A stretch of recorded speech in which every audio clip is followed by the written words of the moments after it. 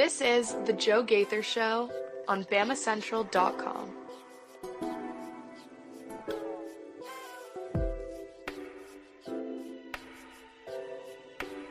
Good afternoon, Tuscaloosa, Internet World, West Alabama. How we doing today on this Tuesday? It is the Joe Gaither Show right here on Bama Central, BamaCentral.com. You're checking us out on the Bama Central YouTube channel or listening to us on your favorite podcast platform, Spotify, Apple Podcast, or on Amazon. I am Joe Gaither. You can find me at Joe Gaither, Joe Gaither 6, excuse me, on any and all of your social media machines. And you are the listener and the viewer. And we appreciate you guys for liking, listening, rating, subscribing to the show on whatever platform you guys are enjoying us on. We don't do this without you, so we are very, very thankful for you. It's a bye week. We're going to have a little fun today on the Joe Gaither Show, and we're here with our friend Mason Woods. We want to make sure you follow him as well at MAWoods_. We got a few topics to get into. Not exactly, X's and O's related like we kind of usually do. We'll just kind of step outside. We got to find things to talk about in the bye week. Yeah, that's why I don't want to jump right into LSU. That's the thing, Mason. I don't want to spend 14 days talking about Brian Kelly, talking about Garrett Nussmeier. I don't want to do to unpack there, but we got time to do it. Absolutely. How you doing this morning, Mason? I'm doing good. I had a good afternoon yesterday. We got the show done. I thought we had a nice show yesterday. It was good to talk about that Missouri game, break it down a little bit. We'll get into it, I guess, maybe a little more today. But I thought, once again, there wasn't a whole lot bad to take away from what Bama did this weekend. I thought you can really only look at the positive, and moving forward, I think Bama's in a pretty good spot. I think they are in a really good spot. You got 6-7 days to rest and recover. The guys are going to be off today. There's not going to be any practice again today. There was no practice yesterday. Got to give them a little bit of a rest. But really, you are right there for the home stretch. I know a little bit of September, sky is falling. Oh my God. No, October, sky is falling. But no, everything is A-okay. The sun has come up and all your goals are still in front of you. So we will talk about some of that today. But first, we want to thank our friend Derek Daniel for sponsoring the program. We are live in the Derek Daniel State Farm Studios. You can visit us right off the McFarland Boulevard, right past the Tiger Rock on the left, right here in Northport. You can call Derek and all his employees, Red, Reese, and Victoria, for all of your insurance needs, home, life, and auto insurance. We appreciate them for taking care of us and sponsoring the program. Call 205-758-3391. Call and see how much Derek can save you today.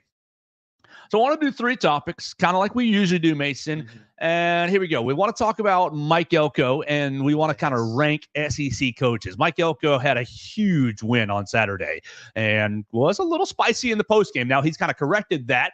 So we want to kind of compare and contrast SEC coaches this year using the Mike Elko kind of window dressing.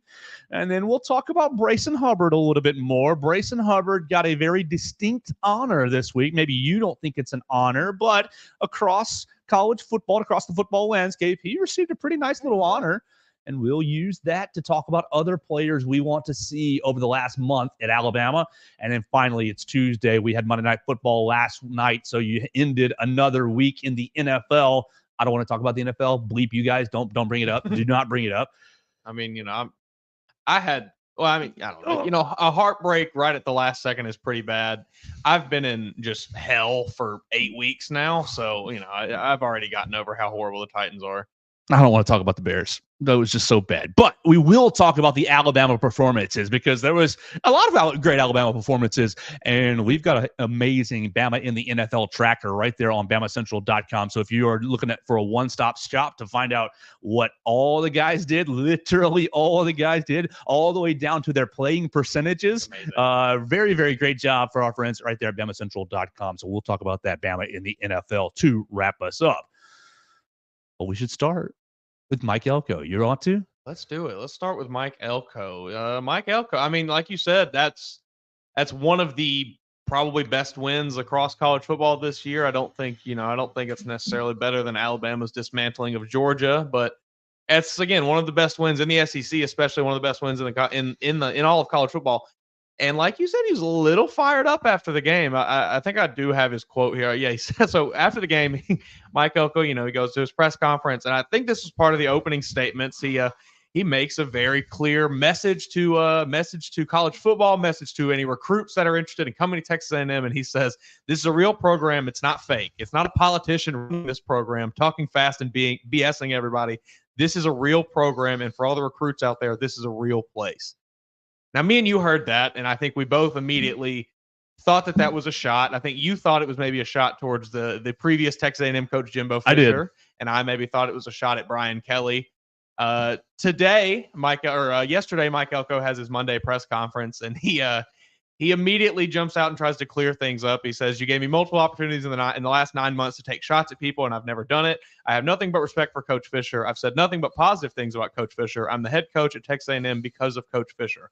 I appreciate who he is and everything he's done. For anybody in the media to think that's what I was doing is asinine."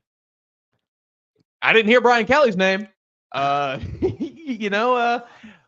Maybe that was a shot towards the LSU coach, towards the LSU fans, towards the LSU program, for maybe the way that Brian Kelly carries himself a bit. You think back to when he was hired, me and my family, you think, so he's I think Brian Kelly, I don't think it's absurd to think that he hams it up a little bit when he gets the opportunity to get on TV and get in front of people or get in front of recruits. I think you think the really like cringy dancing with the recruits video, that was bad. So Brian Kelly has his fair share of kind of goofy, questionable moments. And maybe this was Mike Elko taking a shot at him. He did say, "I'm not taking a shot at anybody," whatever. But he only mentioned one coach by name. What conference is Hofstra in? Hofstra is FCS program. I think that these two coaches, I think these two coaches, not at Hofstra. I think Brian Kelly and Mike Elko, I think I read that these two guys recruited against one another. Bowling Green, maybe, when Mike Elko was at Bowling Green, 09 to 13. That's got to be it. 09 to 13, and Brian Kelly's at Cincinnati and at Central Michigan. It's kind of same sort of conversation, same sort of circles, right there in the Midwest. Recruits. Maybe this is a very deep running, maybe these roots run deep in this rivalry between not just and now Texas A&M and LSU potentially, but maybe Mike Elko and Brian Kelly. This is very interesting. We're uncovering something here. Our friend Stingray comments on Facebook, and you can comment on the Facebook machine at Joe Gaither 6. The worst team in the SEC is no doubt Mississippi State.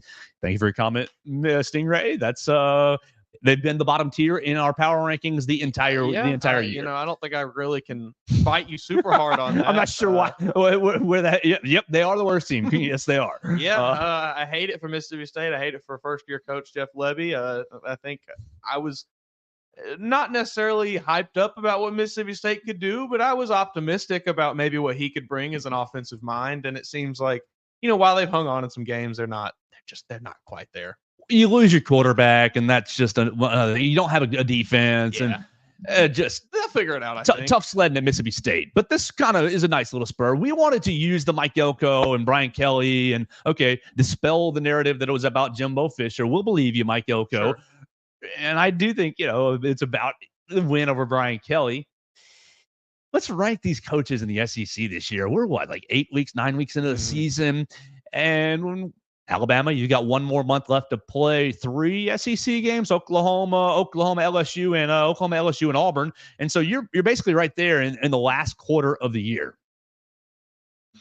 You went into the year, everybody, Kirby Smart is king. Steve Sarkisian is king. They're going to be the top dogs. But I wonder who's done the best job this year? Who's done the best job with what they had? I don't think that Steve Sarkisian or Kirby Smart have done a bad job by any means. They are in my top 5. I ranked the top 5 coaches in the SEC this year based on the job they've done this year. No, I don't care about anything years past. And then we've also got a bottom 5 coaches this year. So we'll go back and forth. Mason, you want to go 5-1 or 1-5 back and forth?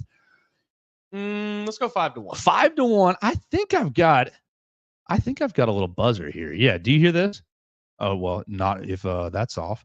Do you hear that sounder? I do. Okay. So we'll go on with that little sounder there. Mason, my number 5. I think this coach has done a decent job, but look, the path has not been quite difficult for Texas. You played your first SEC game outside of the state of Texas this past week, and it was against who? Vanderbilt, where you probably had a majority share of fans in the stands. I think I saw that literally there was active construction happening during that game. You saw guys in hard hats and high-vis vests like posted up on the railing looking over watching it. So yeah, no, it's not exactly a tough place to play. So I'm going with my number 5. I do like UC Sarkeesian a lot, yeah, but I think that because maybe the task in front of you hasn't been very difficult this year, you're coming in at number 5 for me. This is my exact gripe with Texas. Like that right there, you just said it. They talk all this big game. Oh, we're Texas. We're the best. We're the best brand in the college football, whatever. And then you beat around the bush for decades, waiting to join a real conference. And now that you're finally really good, you say, oh, okay, yeah, we'll come to the SEC. And then you're going to act like, oh, Texas dominated the SEC in their first year. And it's like, there's a lot of context to that. There's a lot of nuance to that.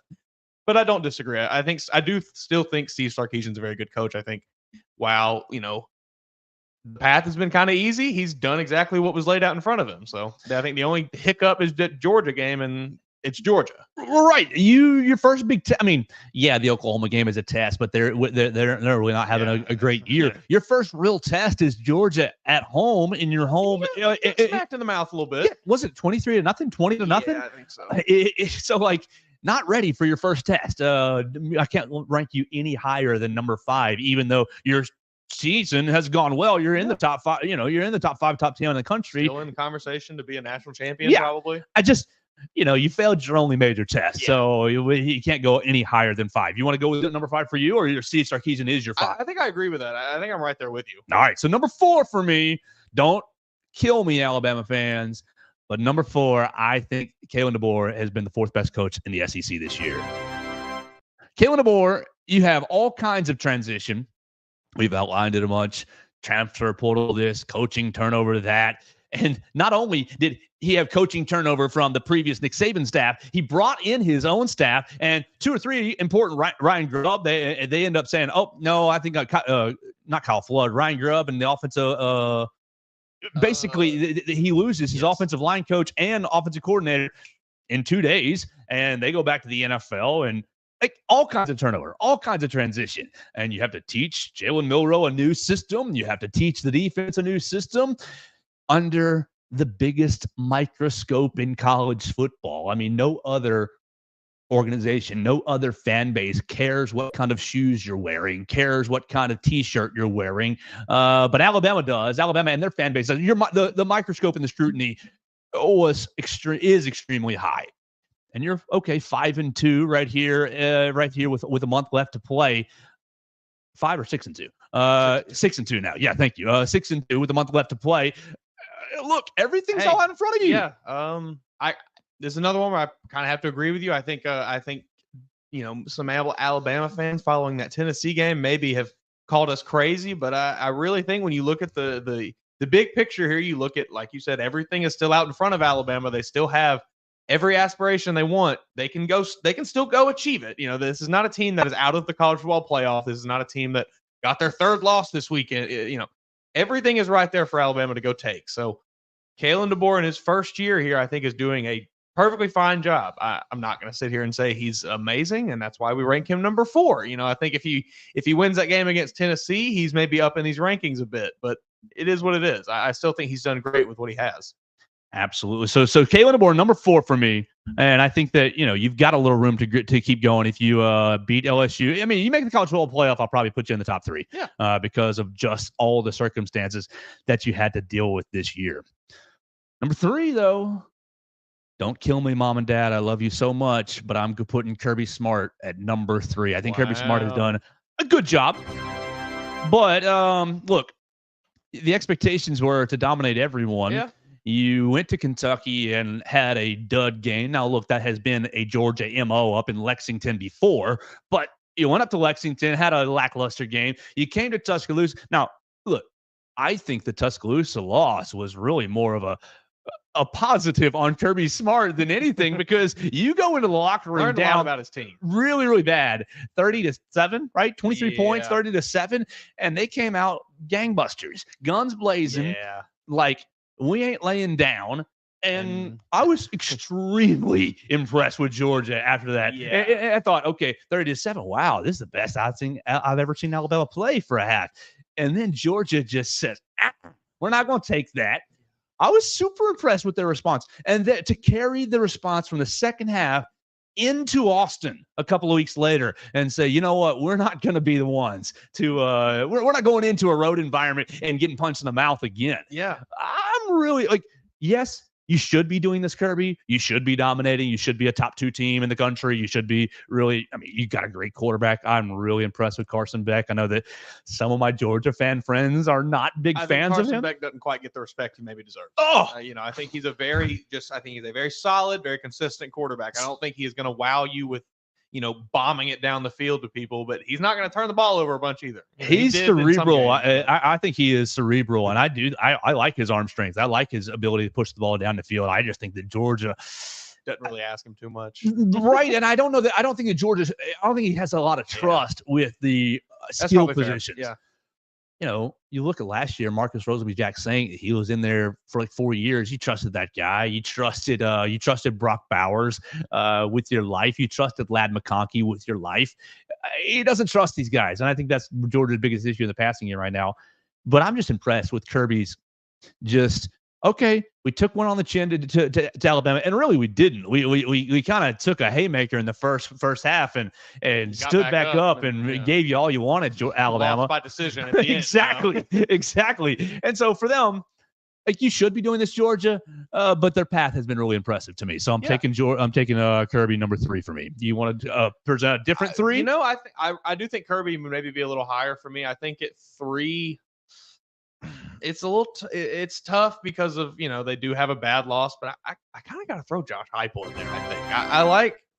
I think what he's done with Nico Iamaleava this season, Iamaleava, man, that name always trips me up. I said it that way for so long, only to learn I was incorrect. Iamaleava. But I think what he's done with him is impressive. I think he found something. I think they found something against Alabama that worked in that second half when he started being able to kind of connect on some deep throws.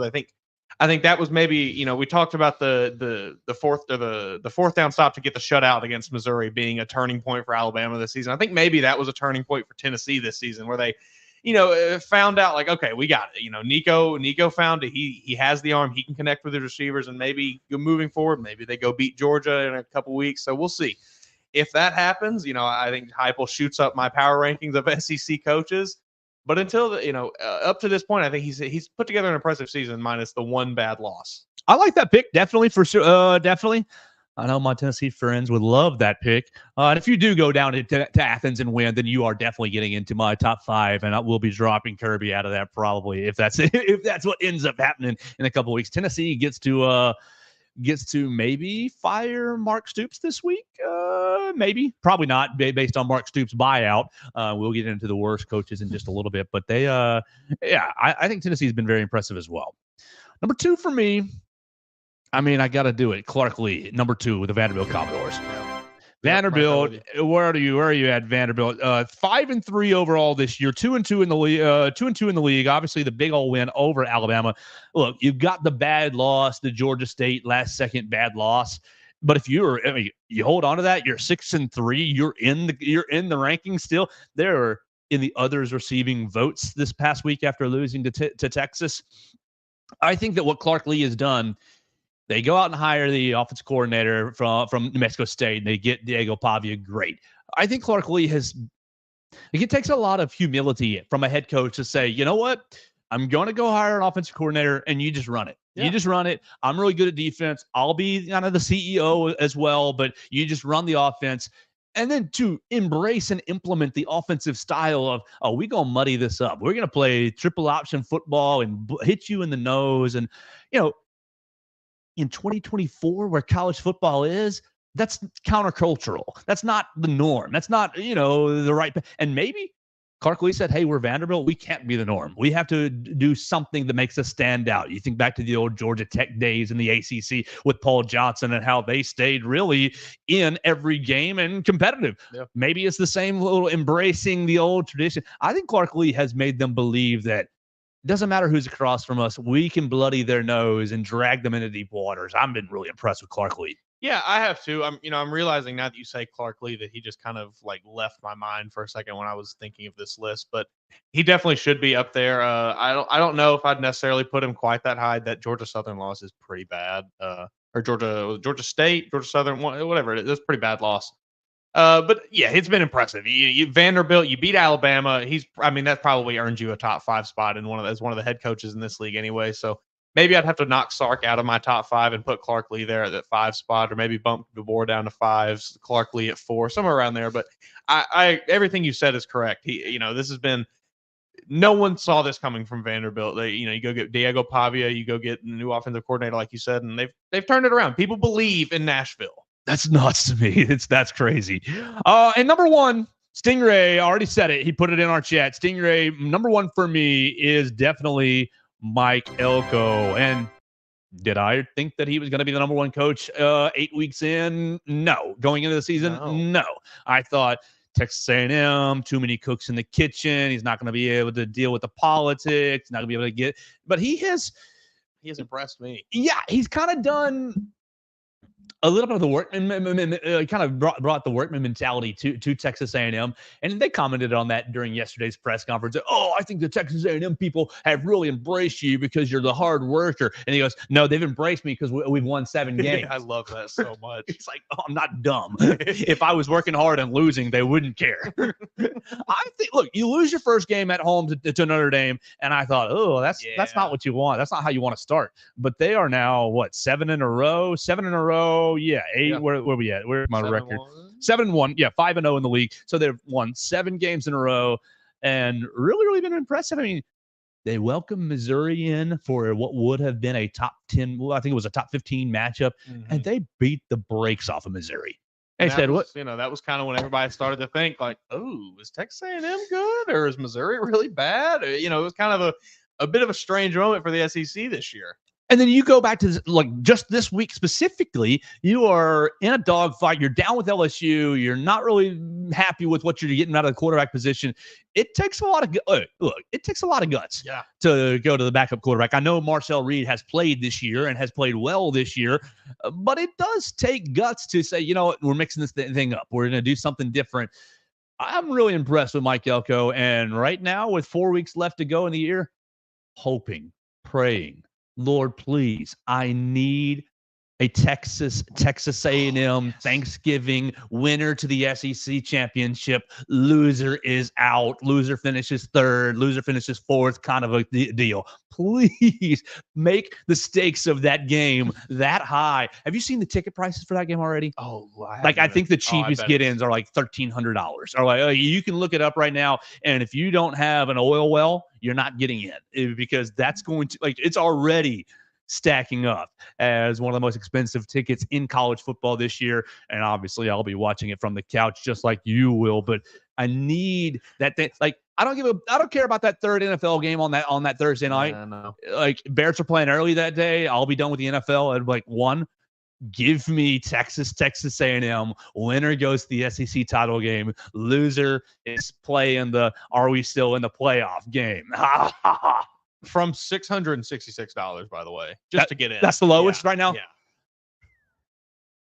I need that. I'm right there with you. I think what Mike Elko has done is the most impressive coaching job in the SEC. You look at what the coach has done for his team, he's the most impressive one. I think I didn't expect Texas A&M to be as good as they are. I thought this was going to be a middle-of-the-pack SEC team, maybe you're looking at an 8-4 season kind of deal, but he has obviously found something that works there, and he is, really kind of built in a very short time his own culture there. So those are our top 5 coaches in the SEC this year. You're welcome to jump in, just like Stingray did, into the comments section at Gaither6 on Facebook, Twitter, or YouTube. Let us know your number 1, your top 5, whatever you want to do. If you think we got it wrong, we appreciate any of your comments, questions, queries, and complaints. Let's flip it to the worst. Let's go to the other side, the stinky side. And we'll go 5-1, just like we did. And I hate to do this to you. Because first-year coach in a terrible situation. What? 3rd coach in 3rd years in Starkville. Yeah, Jeff Lebby. I'm sorry, but I've got to make Jeff Lebby my 5th worst coach in the SEC this year. And it's only because of the record, but the circumstances are so hard. I hate to do it. The circumstances, you lost your starting really quarterback. just because we have to throw a fifth guy. Right. I didn't have a good 5. I didn't have you could make an argument maybe Lane Kiffin's underwhelmed. You can make an argument maybe Shane Beamer's still Shane Beamer. He still has a chance if he beats Georgia. Right. You can make an argument Sam Pittman's there, but they've been in 1 games this year. So 5 for me. I'm sorry, but Jeff Lebby, it's got to be you. I hate to do it. I'm right there with you. I hate to. It feels like bullying almost to pile on Mississippi State just because of kind of the circumstance they found themselves in. First year coach with a roster that is really not up to par for playing in the SEC. You lose your quarterback, so it's all things are not going well in Starkville. But I think he is in a position where they're not going to overreact and maybe fire him after a bad year. So he's maybe got some time there to build. So I think give Jeff Lebby a little time and maybe he can figure it out. The Jeff Lebby number 5 for both of us. Number 4 for me, I am going Brent Venables. You are the 4th worst coach in the SEC this year because, look, you should have. You're Oklahoma. Is this how you want to be? Is this how you want to represent yourself in the SEC? 4-4. What is it? 3 or 4 losses in a row. You lost to South Carolina 35-9. You lost to Texas 34-3. This past week, 3 in a row. 3 in a row. Lost to Ole Miss 26-14 after being up. Not good. And Tennessee went into your house and basically punked you, for lack of a better word. You beat Auburn. Well done, I guess. You beat a hapless Auburn team. But Brent Venables, I mean, I know the biggest issue this year was supposed to be will the offensive line gel? Will the transfer portal be right? Look, I was sold on Jackson Arnold being a Heisman candidate. Ooh, you're brave. I distinctly remember seeing people saying that this offseason. Was it the Manning camp stuff, or I don't know? I heard it. I saw it. He was he was lauded as this quarterback for Oklahoma. He was the next in line of Oklahoma quarterback. He sucks. Not good. They've been bad. And they look. You got to get a same sort of deal with Jeff Lebby. Lots of injuries. How many games did they not have a single wide receiver? Yeah, absolutely depleted. So that obviously weighs a lot on it. But I don't know. It's just the things that you are supposedly good at, the defense and everything. Even the defense has not looked great a lot of the time this year. So exactly. They look like an unhealthy program to me. It looks like a program that's not building forward, not moving. It looks like a program that is in look, you've got programs right now that are still operating in the traditional fashion of we're going to bring in great recruiting classes. We'll try to hold on to them and we'll try to develop them. And then you have other programs that maybe a la Ole Miss that are like, hey, we're not going to be that traditional program. We're going to operate out of the transfer portal and try to stitch it together. I don't think that's the healthy way. And I think that's the way that Oklahoma has sort of trended to in the last 2 years. And I know, look, part of that is like new coach trying to establish his program. We got to get guys in and be competitive. But Brent Venables, the defense was supposed to take a step forward, has a little bit. The offense, you just got to get back to you're Oklahoma. You're a college football blue blood. You can recruit coast to coast. You can retain talent. I'm not real sure what the issue is at Oklahoma right now. But Brent Venables is my number 4. Brent Venables issue? I mean, do you think it's a personality, a culture kind of issue? Because he obviously, we know, look, going back to his time, like he's always kind of been like one of the hardo kind of old schooly type guys. At least it seemed like optics wise, that's kind of the type he is. He, very in your face, very going to get on you when you do things wrong. And maybe that doesn't vibe well with Norman, Oklahoma. I don't know. It's obvious there's something that's just not working there. Something's not gelling, like you said. I'm not sure what it is. I wonder if it's a maybe organizational issue. I'm really good at defense. Maybe not as good of a CEO per se, because you have to be both. You have to either be a CEO or you have to be an expert at one side of the ball. You got to be a little bit of both. And I just wonder if he's just, hey, I'm a really great defensive coordinator. I can put you in a blender from a defensive standpoint, but as an entire CEO, I wonder if he's struggling from that standpoint. This isn't somebody I necessarily want to throw in the bottom 5, but maybe an honorable mention, Lane Kiffin. I'm looking at you, Lane Kiffin. I'm upset with you. This was supposed to be your year. You go out, you get the portal king, you call yourself. You go out and you get the best of the best in the transfer portal. Then you lose to Kentucky and Oklahoma. Like, you had the schedule. They beat Oklahoma. LSU. Sorry. Still, this was like your year. You had the schedule. All you had to do Not lose to Kentucky. You didn't even have to beat Georgia. You just had to not lose the other games. Right. Like, not lose to Kentucky. So, that's the like you lose to LSU on the road. Okay, that happens. You are right there on this line of being one of the worst coaches because of you have disappointed this season. I was one banging the drum for Lane Kiffin to be hired when Nick Saban retired. I love you, Lane. I still do love him. I always will. But man, you're making me feel dumb for having wanted you to come to Alabama. Stingray chimes in. LSU, Lane Kiffin blew the LSU game with bad play calling. Exactly right, Stingray. And that's why I think you're right, Mason. Honorable mention, Lane Kiffin, probably at 6 or 7 on the fifth or on the outside looking in. My number 3, though, has been a personal issue for how many years, Joe? Really, since he's been at Florida. Billy Napier, my 3rd worst coach in the SEC. Billy Napier, so disorganized.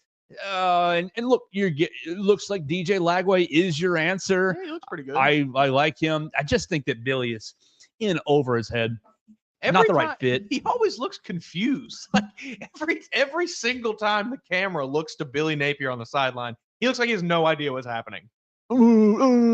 Just looks confused. Just give him the clap and got the buzz. He's a wide receivers coach. That's what you are. Yeah, you're a position coach. Is a nice way to put it. And then, but you combine it with the dynamics that are in Florida with they want to be, what they think they are. Steve Spurrier with an office still in the building. Like you have so many cooks in the kitchen, so many hands in the fire that if you don't have a really, really strong leader there, and you don't, and the program's kind of wishy-washy, going different directions, and okay, you went up to Kentucky and you won, but prepare to get your butt kicked this week by Georgia. I mean, Georgia is going to eviscerate you.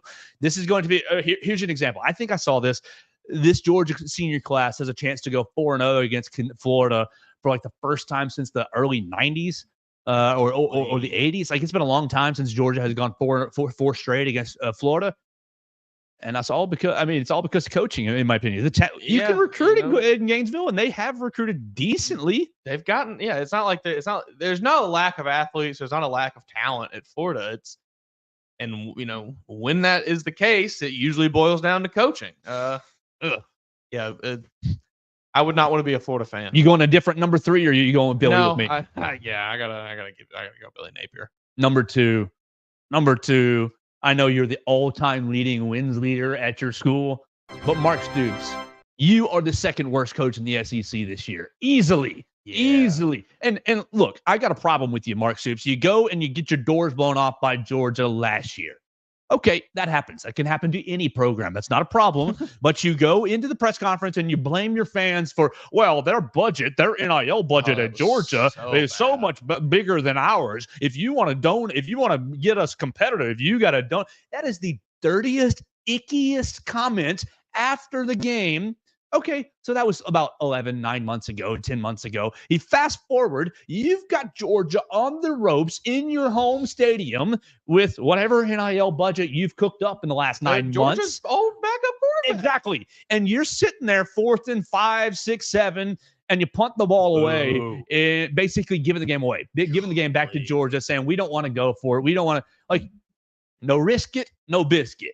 I risked it over the last week. I didn't get the biscuit, but I'm happy. I'm happy we went for it. He seems like a prime example of just, I'm coaching to maybe not get fired. Well, exactly. He's got I think I saw from KSR, Kentucky Sports Radio, $44 million buyout. And so the guys at KSR are like, there's no chance that he's getting fired because of that. They're saying we're going to have a Calipari situation where coach and administration come together and say, hey, it's just not working out. Thanks, but no thanks. You lose to Vanderbilt. You lose to Georgia. You lose to Florida. Did they lose South Carolina as well? Where's my schedule right there?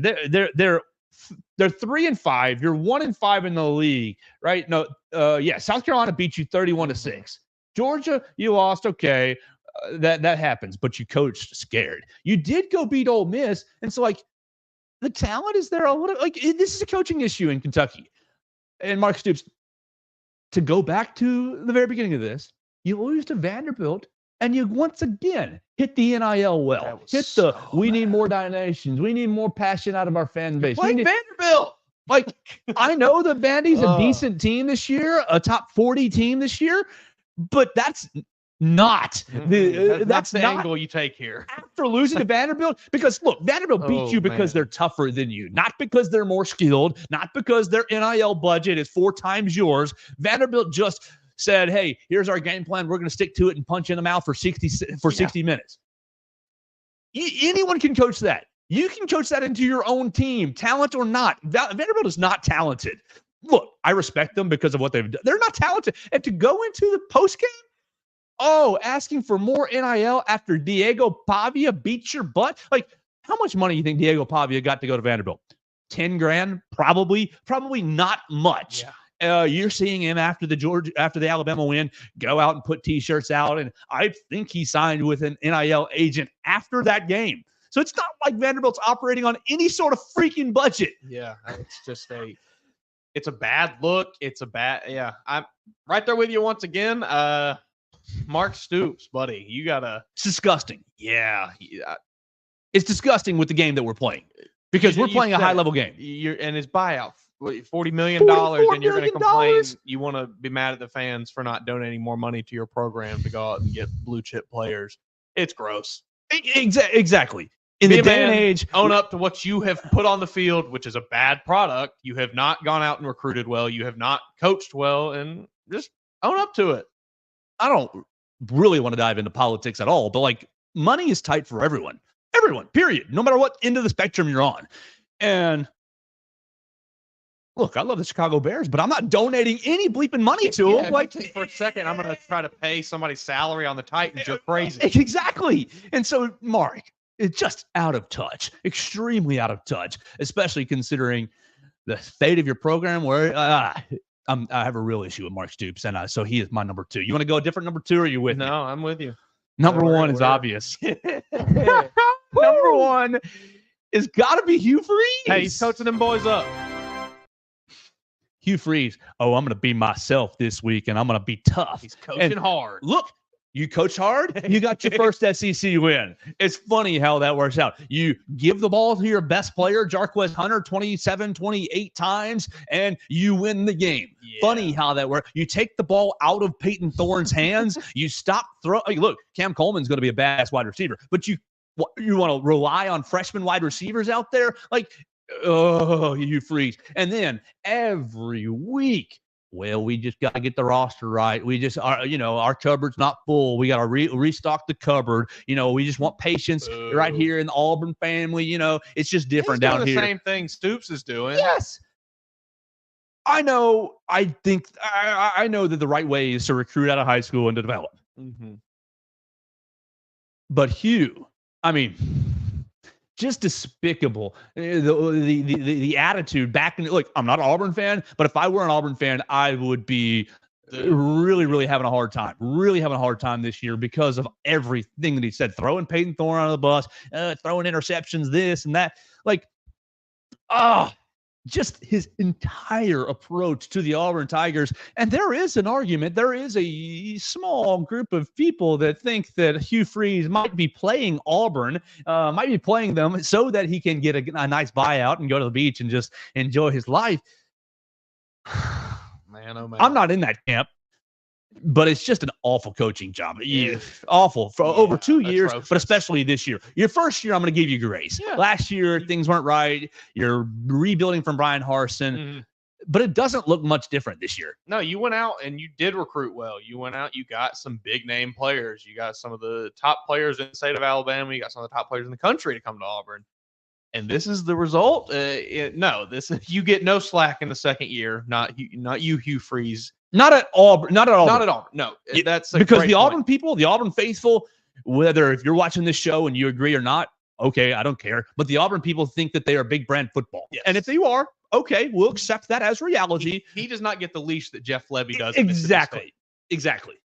My man Stingray chimes in. I want to hit one more comment for him. You can always comment on the Facebook machine. Mark Stoops and Shane Beamer have to be 1 and 2. My only reason, because everybody knows I don't really like Shane Beamer either. But Shane's had South Carolina ready for each game, I think. They came into Tuscaloosa and almost beat Alabama, had Alabama on the ropes. They went out to Oklahoma and won big. Okay, you lost to Kentucky. and you were in the game with LSU. I don't really have if I were ranking, I'd put Shane Beamer 6 or 7 right in the range. I don't have him very high, but I do think that he has done a decent job for what they have had this year. So Shane Beamer, number 6. I just wanted to address that comment. Yeah, you got a different number 1, or you got any other coaches hanging out there that you want to? No, but just to not necessarily, I don't want to defend Shane Beamer. I'm not. Feel free to. I'm not a Shane Beamer apologist, but just to defend him a little bit this year. I mean, you look at the schedule. The 3 losses are the 3 ranked teams they have played. So it's not like he's getting beat by teams he has no business losing to. He beat the teams that they were supposed to beat, and he lost to the teams he was supposed to lose to. So I think he's doing a fine job. Right, for South Carolina. Yes. Got to keep that South Carolina I mean, have they won one SEC East championship right under Steve Spurrier or none? Did they go to that? One? I think they made the SEC one. title game, but maybe they didn't. I don't know that they've ever won the SEC East. So, yeah, it's South Carolina. Come on, guys. Before we talk about players and move on to the next, yeah, they did. They did. Okay, they lost to Auburn in the SEC title. That's right. That's right. Before we move on to our next topic, we want to tell you about our friends, Purple Turtle Roofing. They're the most reliable residential roof replacement company in Alabama and Mississippi. Whether it's addressing leaks, storm damage, or general wear and tear, Purple Turtle Roofing is going to be there to deliver exceptional roof repair for your property. Purple Turtle Roofing is the leading expert in local residential roofing solutions, specializing in providing unparalleled service and quality craftsmanship for all your roof replacement needs. Call Dustin and his team today at 877-PT-ROOF-5 for your free roof inspection. That's 877-787-6635 to schedule your appointment, and one of their qualified employees will come check out your roof for free and make sure you're prepared for any and all of life's storms. Check them out online today at roofturtle.com. We so appreciate Dustin Foley and his team sponsoring the program, Purple Turtle Roofing. We're live here in the Derek Daniels State Farm Studios. You can call Derek 205-758 and see how much Derek can save you today. All right, let's keep it moving right here on the Joe Gaither Show. We appreciate everybody who's watching us on YouTube, listening to us on Spotify, Apple Podcast, or Amazon. Subscribe, rate, review the show if you like. I want to play a little game with you, Mason. You want to play a little game? Let's play a little game. Brayson Hubbard makes his first start this past week for the Crimson Tide.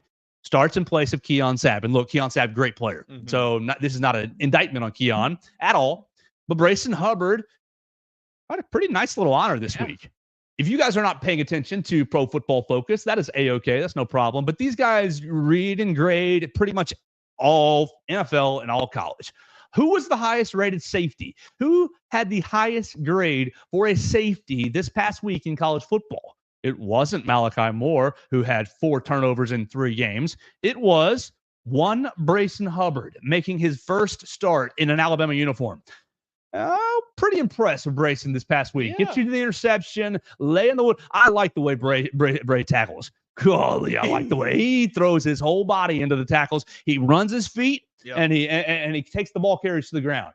So I'm really impressed with Bray with what he did this past week. Obviously, we acknowledge Drew Pine, not necessarily the quarterback that you're going to be seeing in 2 weeks with Garrett Nussmeier. Maybe not even the quarterback you'll see at the end of the year. Is Peyton Thorne better than Drew Pine? So it's going to get harder. Yeah. But I liked it. Great. I was very impressed with what he did. I thought, in a situation where he was asked to just step in and fill a hole that was needed or fill a hole that was there on the defense, he did exactly that. He played very well. He didn't make any mistakes, really. There's nothing negative that you could say about his performance, and that's a great thing. I'm impressed with him. I think moving forward, as much as good as Keon Sabb is, I don't really know if Alabama is going to miss him as much as we initially thought. So this inspired me, Mason, to say, what players haven't we seen for Alabama in big roles that we think could fill big roles? I don't want to take roles away from starters. That's not what I'm trying to do, and I'm not going to ascribe injury to anyone. That's absolutely not what we're trying to do. But 3 guys who aren't getting run, aren't getting a whole lot of play, that could contribute well or could fill in and say, oh, I like that guy. I wrote down 3 names, and ironically, they're all on the defensive end. Did you write all offensive ends? Yes, I chose to stick with the offensive all right, side, perfect. So I'll go one, you'll go one. Yeah. We'll just go back and forth. My first one that I put down, look, I like what we've seen out of the inside linebacker play, Deontay Lawson, Jihad Campbell, and Justin Jefferson. You've had really, really versatile inside linebacker play. Campbell's played a little bit of Wolf. Jefferson's played a little bit of Wolf. You've got a lot of versatility in that group. But a freshman who is not really a freshman based on, I think he's 17. I don't know how old Justin Okoronkwo is. I don't have a clue how old he is because look, if you're not familiar with number 41 for Alabama, Justin Okoronkwo, inside linebacker from Germany, true freshman, got into the game. He was in the game this past week when the starters were pulled. I think he's a future star for Alabama. And now, look, you're not going to get on the field over Campbell and over Lawson and over Jefferson right now, and that's A-okay. But I think Okoronkwo is a player that's going to be very, very instinctual. He's shown some instinct already, and you listen to people around the facility, and they say, oh, this guy's going to be a real thumper and going to be a real player.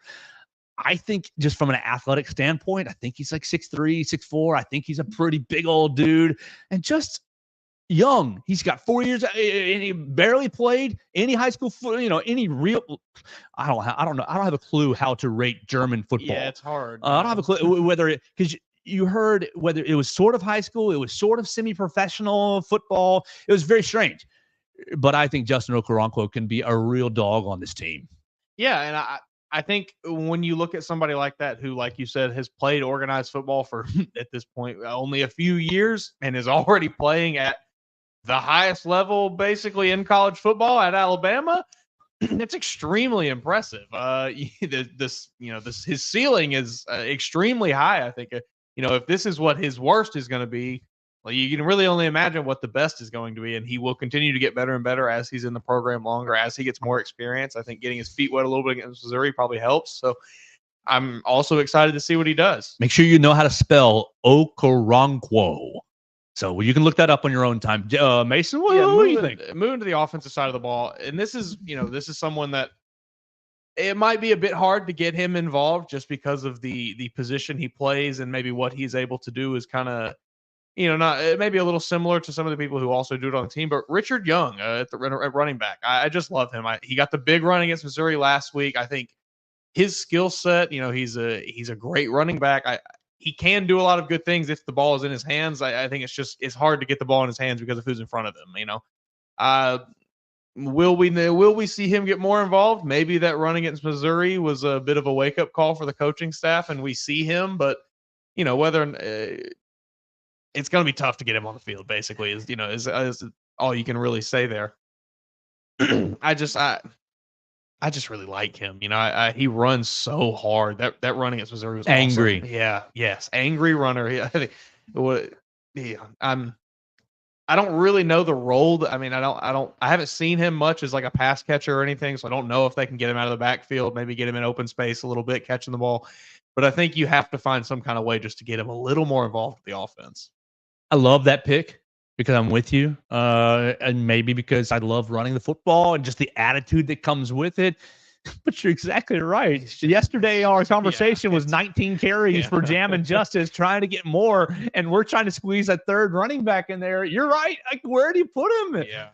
I think that's a great pick, though, because he is super talented. And look, I don't want to put this out there, but if December comes and Richard Young has his name in the transfer portal, that's going to hurt. I mean, you'll be fine with Justice still, and you'll be fine. You're getting some good running backs, in this class. But he is special, I think. That's going to hurt, I think. So, yeah, Richard Young, great pick. Number 2 for me, though, is a player that's played a little bit this year, got hurt. I'm going to go with Eufaula's own Yanzi Pierre. I think that Yanzi Pierre is going to be number 42, redshirt freshman, former 4 or 5-star recruit, depending on what recruiting services that you see. He was getting involved a little bit this year, spelling Quay Russaw, kind of getting involved in the Quandarius Robinson kind of mixture there. I think he's a player that's going to just be an absolute stud for Alabama. He's got all of the physical traits, and he's just kind of stacked. He's just kind of in a room that's stacked at the moment with Quay Russaw and with Quandarius Robinson. When Robinson moves on, as this is his graduate year, you're not going to get any more Q Robinson after this year. When Robinson moves on, I think it's going to be Yanzi Pierre and Quay Russaw just terrorizing people off the edge. And I would love to see him get more run this year. I know he had some health issues. I know he had a surgery, I think, on his shoulder, on an arm, I think after the Wisconsin game. And so he's been on the shelf just a little bit, and that's probably why we haven't seen him lately. but I love me some Yanzi Pierre. Yeah, I think that's a good pick. Like you said, he's just in a stacked room, kind of a similar situation to Richard Young, where it's just hard to get him on the field because the guys that are in front of him, the guys that are in front of him who are older, are also very good. It's not like you can just yank one of them off the field and say, sorry, buddy, because he's still extremely good. Yeah. So it's hard to find places for players like that who, the younger guys that are kind of pushing talent wise, some of the older guys on the team, it's maybe harder to fit them in. But I do think, as he continues to get healthier moving forward, maybe we will see him, rotate in a bit more. My next player, and this is just my own personal thing, Kobe Prentice. I love Kobe Prentice, and you're never gonna make me hate Kobe Prentice. So how do you defend him this week? You don't. Come on, no, I mean, I just drop balls left and right. You just it's tough. I think you look at the albeit limited flashes where he has shown some elite plays, has had some great stretches here and there. I think where he's made some nice plays. The drops are just atrocious. At this point, it almost seems like maybe it's a confidence thing. So I think in situations like that, when your receiver is maybe struggling with confidence, you just kind of have to maybe force him the ball a little bit, and maybe he goes and makes a play, maybe he doesn't. I just think you have to keep giving him the opportunities to continue to make plays, because otherwise his confidence will continue to stay low. I love the guy. I think he was one of my favorite recruits of the class that he was in. I think he was a very, very good player in high school. He was fun to watch, and I just hope he can get it going. I think I don't think he's a bad receiver by any stretch. I think he's very talented. I would be upset if he transferred somewhere, because of a bad season here. I think he can still have a lot of success for the Alabama offense. They just got to kind of get him going. They got to get him the ball a couple more times, keep giving him some opportunities, let him get his confidence back, and I think it'll be okay. I like that. I mean, look, I pull for everyone. I know it was a tough week for him. It's just a bad game. I really just always pull for everyone, no matter whether they're playing for Alabama or not. That's how I am. So hopefully you do bounce back. Kobe Prentice.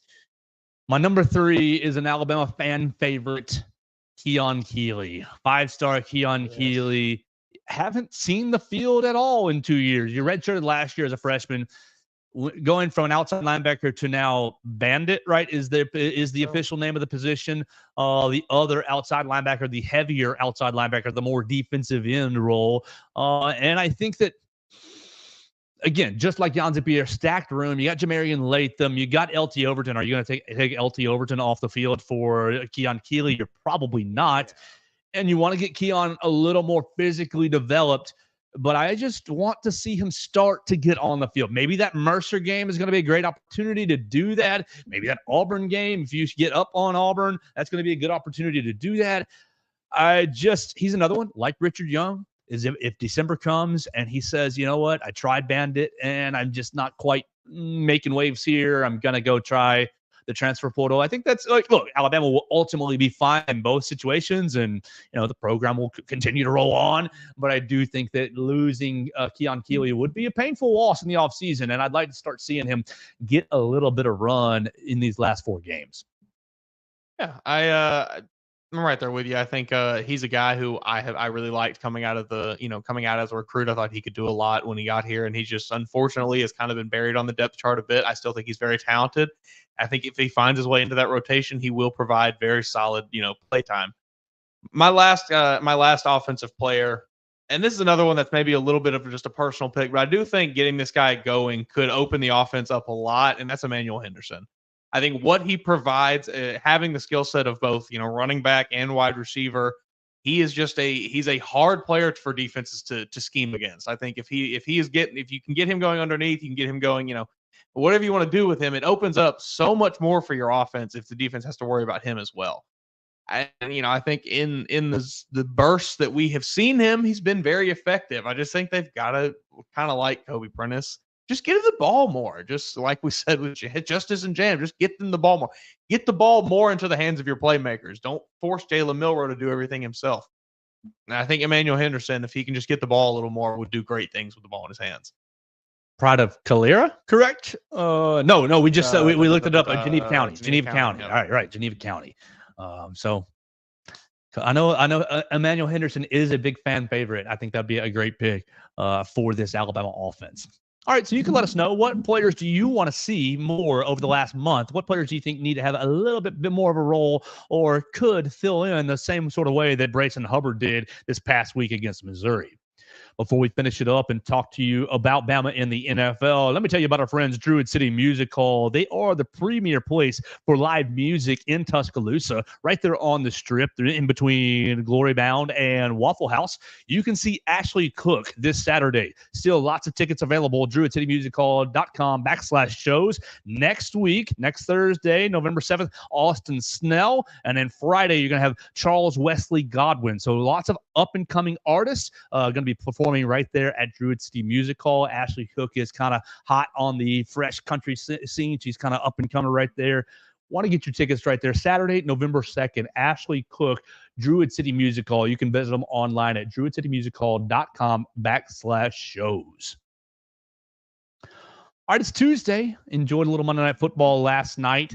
And so we should look at Alabama in the NFL. Lots of Bama on Bama crime this week. I think Bryce Young might have thrown an interception to Pat Surtain. It was a bit of an interesting look seeing the Alabama football account post that without any acknowledgement that Bryce Young was the one that threw the interception. Absolutely. So your Bryce Young numbers, he was 24 of 37, 224 yards with 2 touchdowns and 2 interceptions. Tua lost as well. Jalen Hurts, the only winner, 16 of 20, 236. Stealing all of my Saquon Barkley touchdowns on the goal line with the tush push. What'd you think? Bama in the NFL, 3rd straight week for Najee Harris, 100 yards. Brian Robinson, really, really good player for the Commanders. Continues to just be one of the most solid backs in the NFL. Is that not surprising to you? Yeah, I thought, honestly, I never really expected him to even do a whole lot at Alabama. I thought he was always kind of going to be one of those guys who just unfortunately got buried on the depth chart. But he got his time here. He was a great running back in his time at Alabama when he got the opportunity to be. Goes to Washington. What was he drafted? What was he, like a 3rd or 4th round pick? Yeah, so they pick him up. And, I remember thinking at the time, like, oh, that's a little interesting. But, hey, he's a solid player. He can probably do a little bit. But he has blown all of my expectations completely out of the water. He's if you play fantasy football, he's one of the best fantasy football running backs in the entire NFL. So yeah, no, he's great. He's fantastic. I think they rely on him a lot to get that offense going, I think. Yeah, absolutely. He is kind of that engine and then Jaden Daniels is like, I guess, the spark plug that really fires it up. But without Brian Robinson, they struggle a little bit. I think so. The time he gives them a lot of power. Yeah.